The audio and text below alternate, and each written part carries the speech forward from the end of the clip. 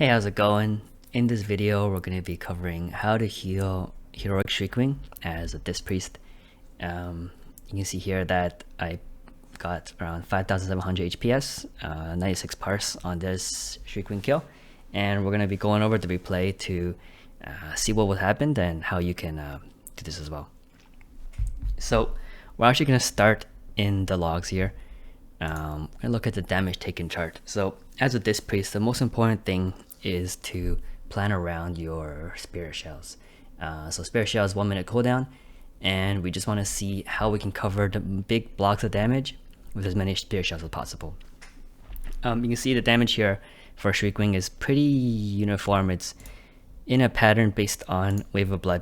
Wave of Blood is the only raid-wide damage on this fight. Everything else is either avoidable or just tank damage. So we're going to try to sync up our Spirit Shells with these.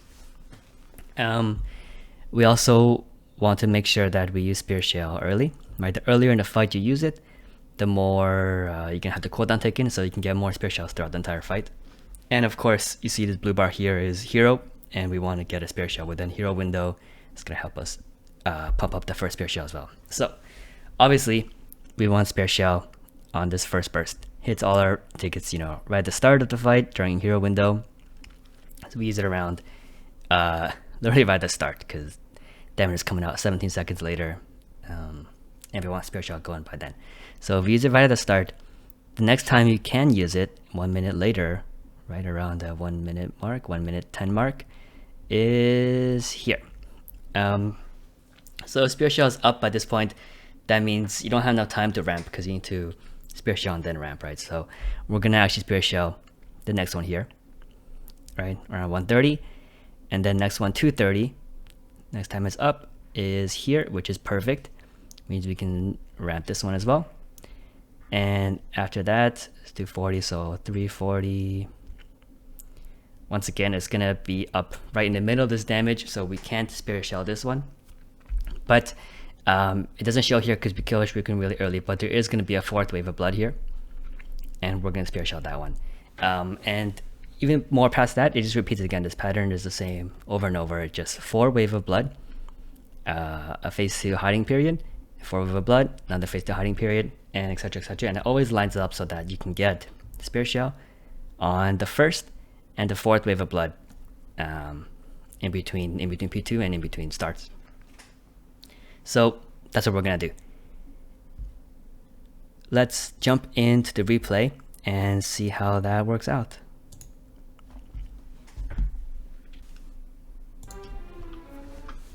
All right, so let's take a look. Mr. Neko, it's on you guys. Temple, let's go. Wonderful. So pull timer is going down, and before we even pull, I'm gonna start setting up my Top hero. If you remember right, see the first Wave of Blood is 11 seconds, so it's coming right away. It's coming right after this pull start. So we need to start setting up our atonements ahead of time. Yep, a couple shields. So everyone being full life at the start, obviously you don't want any Shadow Man, just set up your atonements of shields, put up as much as you can, and then start putting up 2 Radiances. So here in this ramp, I actually use Spirit Shell before the second Radiance. It doesn't really matter, honestly. You can use Spirit Shell before or after Radiance, because Radiance applies atonement healing anyways. But yeah, you want to get as many atonements up as you can. Here I have like almost 20, right? It's fine. I missed 1, 2, 3, 4, 5 people. That's totally fine. Don't need to cover everybody, just as much as you can. And just do your regular ramp. So Hero's up right now. I power infuse myself. It's a little greedy. I could probably power infuse somebody else here. Run those echoes out. As you can see, when the Wave of Blood came out, I had all my damage done already. I was already smiting, and your HPS spikes up because basically everyone who was atonemented or with Spirit Shell is full life. Wave of Blood doesn't do that much damage on Heroic, so you can definitely max out your Spirit Shell shield to cover the full entirety of the damage. As long as you get your Skills of Mind Games, Mind Blast, and Penance. Smite is just extra at that point. You can see the people we missed with Atonement. This guy. These two actually, they're the ones who took damage. But it's not that much damage anyways, and your other healers can pick it up, give them something to do.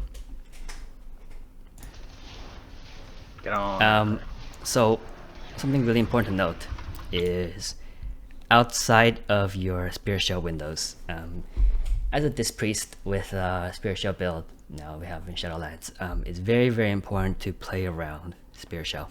So when you don't have Spirit Shell up on a cooldown, you need to really rely on your team to do the healing, right? You can't waste too much mana, you can't waste your Radiance charges. Actually, speaking of that, we see here, I do use a Radiance charge here. The cooldown for Spirit Shell is 1 minute. Cooldown for Radiance is around 20 seconds, so you get 3 Radiance charges in between each Spirit Shell, but obviously you can only hold 2. So in between each Spirit Shell, you can use 1 Radiance. But that's it though. Make sure you don't use the second one because you need to have 2 Radiance up for when you start doing your ramp. I did use it at kind of a bad time here. I should have waited for the next wave of blood because like right now it's here, no one's being able to see damaged. those, isn't it? Yeah. Too easy. Put my barrier up here. So I covered the first wave of blood with my Spirit Shells and no one taking any damage. The second one, I'll put up a barrier. Yeah, and then the third Although Echoes out, he was what? in the one, right gonna leave for position. other healers. So you see here, this is what I'm talking about with trusting your team, right? Like a lot of people are damaged. The wave of blood wave came out, barrier prevented some of it, but obviously not all of it. And then some people got clipped by the echoes, which is really not good. It's avoidable damage, and that shouldn't have happened, and now everyone's hurt. But I cannot use a few a second later. I have Radiance up, I have all these things up, but I can't use them. You have to save your Radiance charges for Spirit Shell. So even though this looks real bad right now, everyone's taking a lot of damage, everyone's standing in the red pools, you just have to rely on your other healers to cover this for you. Boss facing the wall. So you see, I just keep my atonements on tanks, and that's it. You can put up a couple more atonements. I have good mana right now. I have good mana right now, so I could probably do it. I got you. I think I use a Halo We here. got kind of ambitious. Halo is kind with of our like puddles. low priority. You don't have to save it for your spiritual ramp. Echoes out. But yeah, so you see someone else used the cooldown here. It's for a second wave of blood anyway, so that would have been good. And you know, we'll just proceed. We were a hard moment. Another wave of blood. Once again, we're just gonna let our other healers handle it. We had to At least the save puddles our are Spirit nicely Shell stacked, okay? because wave of blood number 4, this is the one that we plan to Spirit Shell, is coming up. And you see we have everything ready here. Schism, Mind Games, Spirit Shell, and we're gonna start ramping for it.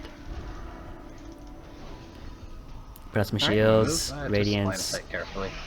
A trick you can see me do here is I'll cast Radiance, and then as Radiance is casting, I'm going to spam Shadow Word Pain and apply Shadow Word Pain right as it finishes casting. So reason for this is that when you cast Radiance on somebody, it targets 4 other random people, right? And what you don't want to do is you don't want to cast Radiance on someone who already has Atonement, right? Because that wastes 1 Atonement. So because it's random, you can't really prevent that, and you don't want to waste like half your GCD just doing nothing, looking for the next target for Radiance. And Shadow Word Pain, you want to have fully refreshed anyways. It does a good amount of atonement healing for you. So what you can do is you can use that time in between Radiance casts where you're looking for the next target, someone who doesn't have atonement, to put up Shadow Word Pain, and then in that 1 GCD, you can look for someone else to apply it on. No sense standing in the red. So we get our atonements up, we get Spirit Shells up, So he should touch the normally be tanked mechanics, up a little bit further, and like yeah, closer to just do our purple. ramp. That way the echolocation. Wave of Blood comes out. Everyone who had atonement, Spirit Shell up is full life, perfect. Our healing done is looking good. And we are bypass back that, to pillar. Melee aids Stand right by now, mode. by the way. Line of sight. keep atonements on the healers. It's impossible for me to This Halo came out, you see, outside of the Spirit Shell window, which is fine. Halo's not too big of a deal. I had to use it earlier because of that little blunder over there with all the red pools. But yeah, I mean, people were still damaged, so just throw it out. It's not too important. No, you're all over the place. no, you're Keep dodging the you're mechanics. fine. I was just saying, for example, for Mythic And- is Phase 2 starts. So, Phase 2 starts as Shriekman's casting Blood Shroud. You can actually get some damage in, get some atonement healing in if you have atonements up. why. Before the We were pushback. thinking The about pushback 3 doesn't even seconds. do damage, so it's probably fine to stand anyways, but yeah, it kind of throws you off Stay out position. of the circle. Okay, so let's talk about P2. This phase. This phase is really annoying for healers because people are just out of line of sight all the time. So you see this guy here, he gets hit by an echo. But I can't heal him because standing where I am, there's pillars in the way, line of sighting. All circles. It's, what were there's you a lot doing of there, personal bro? responsibility in this section. So what? You kind of just have to Noob hope Reaver people just don't ran get right hit at the by boss. You the got lucky you hit a echoes. circle and got feared line of sight. On the buff. Yeah, I see people are getting hit by echoes. It's fine. Just, you know, avoid the red pools, avoid these. Yeah, I'm gonna take him And on the other side. you see me trying to heal this guy here, and I can't because I have no idea where he is. Like, he's probably at some other pillar by now. Couldn't heal this guy. He also just was out of line of sight. But yeah, basically you have to rely on your team here again to just not get hit by the echoes and There's my stuff over there. try to spot Line of heal sight where you again. can, but don't ever give up mechanics for it, right? So take care of yourself first, because if you're dead, you're not healing anybody. Make sure to dodge the echoes always, and always stay line of sight of Shriekwing for the ear splitting shriek. And only after you're safe from the echoes and the shriek, then you can, you know, maybe think about trying to top some people off who got hit by mechanics. Another thing to note, especially as a healer, is that it's okay to step in these red pools. You know, you can step in, it doesn't do that much damage, and you can just heal yourself up, right? So even if you're not a healer, actually, you should be, like, it's better to stand in the red pool than get hit by a white echo or get hit by the shriek, obviously. And just use a health stone, use a potion, you know, use whatever, salvation or something. So Might kill once him again more. here, you see people are damaged, but yeah, like there's just echoes here, right? You gotta focus on this Yep, first. line This of is the sight. most important thing. Do the mechanics, and now you see I'm safe. I know there's no echoes coming at me. I'm in line of sight of the boss, so I can start trying to maybe spot heal some people who made some mistakes. Just pick a safe spot. It's fine. Right here. Now, I actually messed up a little bit here in this run, but basically, Wave of Blood 5, which is the one right after P2, which we wanted to Spirit Shell, comes right after Phase 2 ends. So it's already coming in 7 seconds. That's really soon. I should have started shielding before that even. So, you see, I power infused myself to try to get caught up, throw my radiances. I think he's close. I do manage to get, actually, most people covered in atonements, which is great. I have 3 seconds left. That's a very little time, but with Power Infuse, I think I can get my main healing in at least. Yeah, Mind Game's out. Helo, okay. So perfect. It was a little scuffed. I really should have started putting up shields before I did, so that I had enough time to cover everyone up and still have enough time to actually do the atonement damage. Your echo's out. But yeah, I guess a little bit carried I by think it gear really in that likes me. situation. So healing's still looking really good. Our mana is really high actually. So one thing you want to take note of is your mana remaining should approximately line up with how much health the boss has, right? That way, when the boss dies, you have no mana. That's perfect. It's better to be a bit on the safer side, right? You want to have a bit more mana than their life. You don't want to end up in a situation where the boss has like 5%, and you don't have any mana to heal, and people are going to dying. Definitely had a lot of wipes, you know, a very low percent. So be careful about that. But yeah, so because I have so much mana here, I can afford to probably just throw out some extra spot healing here and there outside of my Spirit Shell windows. Just make sure don't use the Can you watch feet? radiances, right? Those are really important to save. See, I get echolocation here, so bring out your do your mechanics, right? So even if you build everything around the Spirit Shell, the most important thing is to do mechanics, right? Like, you're not doing your team any favor if you're healing them, but you're Where's the tank? Where's the tank? He's up. but you're making it harder for everyone with the damage you're taking. So tank died here. Let's look into why the tank died. And could we have done something about this? So it looks like what's happening? He's really low. Okay, he got hit by Sanguinate, and then he got meleeed. So it looked like he got hit by an Echo, which brought him to, you know, whatever, like 30% reduced damage. reduced health, so he was at like 60% health. And then he got hit by Exsanguinate. And then before he got swapped, he got hit by a melee attack. So Exsanguinate means you can't heal him, of course. So not much we could have done there, I think, because you can't heal through Exsanguinate. You probably should have dodged the Echo. We might have been the same with Pain Suppress. You see Pain Suppress is up, but obviously I just didn't react fast enough to that. Line of Where's sight. the tank? Where's the tank? He's up. We do have B-Res up, so we should be okay in this situation. Speaking of which, I forgot to cover, but these two died during P2. Pretty sure they were out of line of sight to heal. They just got hit by Echoes. There's really nothing you can do there. At that point, P2, you just have to hope that your team can handle it themselves. So, next wave of blood come in. Once again, we're just gonna ignore it. We're gonna have to let our team handle it.